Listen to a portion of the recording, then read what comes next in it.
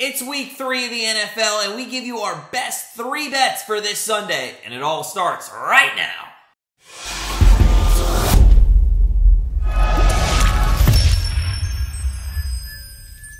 Hey guys, it's Matt from GrandstandBetters.com, and we give you our best 3 bets for week 3 in the NFL. But first, make sure you go ahead, hit that subscribe button so you don't miss those free picks, predictions, and contests all throughout the season. And while you're at it, smash that like button if you're ready to watch another full Sunday of NFL football. So without further ado, let's dive in to week 3 in the NFL and start with the Las Vegas Raiders and the Tennessee Titans in the 1 p.m. time slot. Raiders here are a 1.5 point favorite at the moment. Over-under set at 45.5.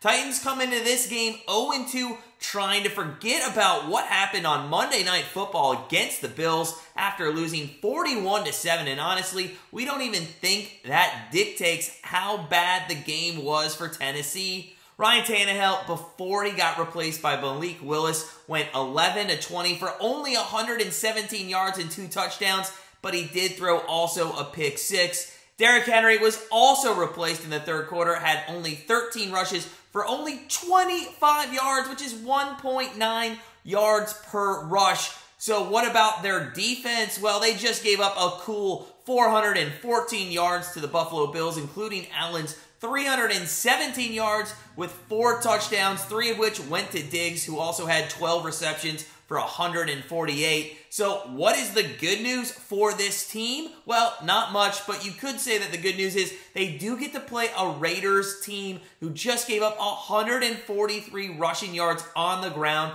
to the Arizona Cardinals. And with Henry struggling to get going, he only just really has over 100 yards rushing through 2 games. This is the type of run defense the Titans are going to be happy to see this week.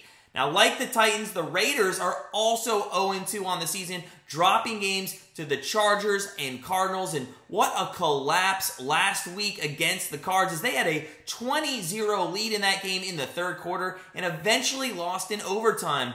Derek Carr wasn't horrible, going 25 for 39 for 252 and 2 touchdowns, spreading the football around pretty well to 7 different receivers. But this running game, or lack of running game in our opinion, is what cost them the game. With Josh Jacobs in the backfield, they need to do a better job getting this guy some gaps, as he ran the ball 19 times for only 3.6 yards per carry. But at the same time, some of the passing plays in the second half, they were questionable, as it didn't allow the Raiders the ability to chew up some of the clock. This week, the Raiders have to be excited to see the Titans' rush defense, which at the moment in the early NFL season is the 2nd worst in the league. In their opening game against the Giants, they gave up 238 yards on the ground. So, what is our best bet in Titans versus Raiders? Well, honestly, both of these teams have below average defenses, more so the Titans than the Raiders, especially in terms of rush defense.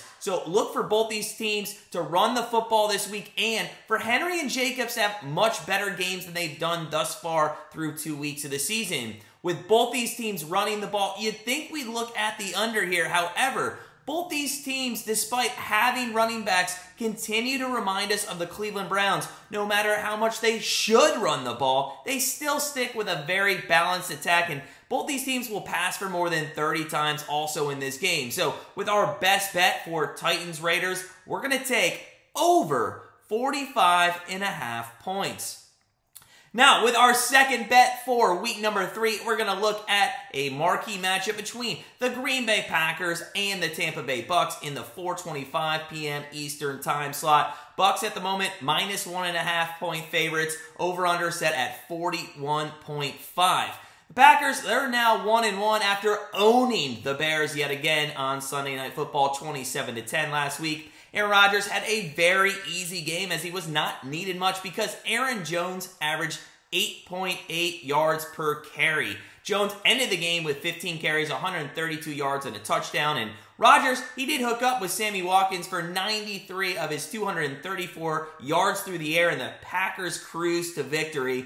This week, however, they are going to be facing a much better defense in the Buccaneers that will create much more pressure on Rodgers. Last week against the Saints, the the Bucs sacked Winston 6 times and held New Orleans to just 4 of 13 on third downs and picked off Winston 3 times, including that dagger pick 6 in the fourth quarter. On top of that, the Bucs rushing defense should be able to lock down Jones much better than the Bears could, as they only allowed 85 yards on the ground per game, which is 9th best in the NFL this season. So, what about Tom Brady then and the Bucs offense? Yes, they're 2-0, but there has been some off-the-field distractions, and honestly, there's been some on-the-field distractions that have created an unknown about how this team's going to perform. And they have started off with 2 wins that were against the Cowboys and the Saints. And the Bucs offense hasn't really looked that great, only averaging 19.5 points per game through 2 weeks. And Brady's averaging only 190 yards passing through 2 weeks, which is lower than Marcus Mariota. So, what about the Bucs rushing attack, though, with Fournette? Well, in week 1, it was great. He went 127 yards on 21 carries, but last week, he only averaged 2.7 yards per carry on 24 rushes. This week, against the 6th worst rush defense, there should be able to be a little bit of stress taken off Brady, as that might open up some play action down the field with a bad rush defense. Green Bay, they gave up 160 yards on the ground last week to Montgomery and Herbert, who combined averaged 8.8 yards per carry. So in this best bet, what are we taking here with our NFC matchup between the Packers and the Bucs? Well, the Packers and Aaron Rodgers are a team that kind of gives you that false sense of hope based on their history in the last decade of making plays with elite wide receivers. This season looks like their rushing game is actually what's going to propel them to wins. The bad news for them this week is they're going to face a top 5 defense in Tampa Bay, who leads the league already with 10 sacks, and the Packers have the 5th worst sack rate allowed this season. With injuries lurking on both sides of the field here, we think the Bucs will actually have the most depth going into this game to get the job done, especially on the defensive side of the ball. So with our second best bet for week number 3 in the NFL, we're going to take the Tampa Bay Bucs minus 1.5 points over the Green Bay Packers. Now, we'll get to our third best bet for week 3 in just a moment, but just a reminder, if you're new to Grandstand Betters, make sure you check out our Patreon for our entire NFL plays as well as college football card over in that Patreon community. The link's below in the description. Make sure you sign up and join us today. Become part of the family. Would love to have you on board, but we did promise you a third pick, and we're going to look at Sunday Night Football for that one between the Denver Broncos and the San Francisco 49ers. 49ers, 1.5 point favorites at the moment, over-under set at 44.5 points. Broncos and Russell Wilson, they come into this matchup lucky to be 1-1 on the season after they just narrowly won against the Texans last week, 16-9 in their home opener. Russell Wilson did not look good, just completing 45% of his passes for 219 yards and a touchdown, but we think maybe he has found his go-to receiver in Courtland Sutton, who already has 11 catches and nearly 200 yards on the season. The other good news for the Broncos fans, Javonte Williams and Melvin Gordon look like they are going to be a force to be reckoned with all season long. Those two have combined in the first 2 games for an average of over 110 yards rushing per game and 5 yards per carry.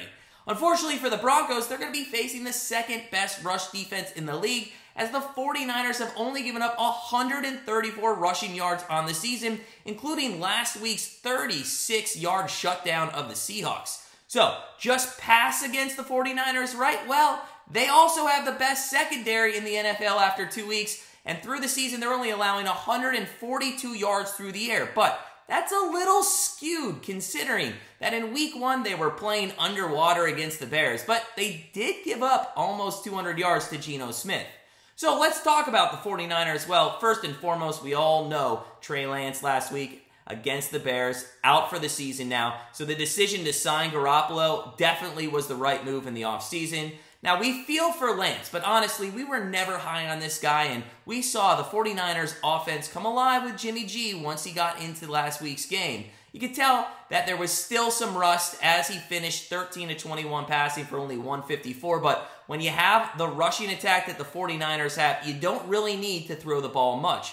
They rushed last week for 189 yards and 176 the week before against the Bears. But just like the 49ers, the Broncos have a very solid rushing defense as well. They're only allowing 78 yards per game. Again, a little skewed though. They faced a rookie back in Pierce and the Seahawks' underwhelming running back by committee squad. So who knows how good they really are. This week will be a good test for that Seahawks run defense. So, what's our best bet here in this Broncos-49ers matchup? Well, we're going to go contrarian here. Everything about this matchup tells us it's going to be a defensive battle with two great rushing attacks. And oh, did we mention that both of the secondaries are also in the top 5 in the league? However, these two teams, they have played Justin Fields, Geno Smith, and Davis Mills. So really not the sharpest crayons in the box in our opinion. And the rushing defenses have only seen the likes of Penny, Pierce, Herbert, and Montgomery, which again, not your elite backs in the league. So with both defenses finally having to go up against some pretty good offense, we think they're going to struggle. So with our final pick of week number 3 in the NFL, we're going to take the Broncos 49ers over 44.5 points. That does it for us here at Grandstand Betters. As always, we want you to sit back, relax, enjoy week 3 in the NFL, and we will see you Monday night for Cowboys and Giants.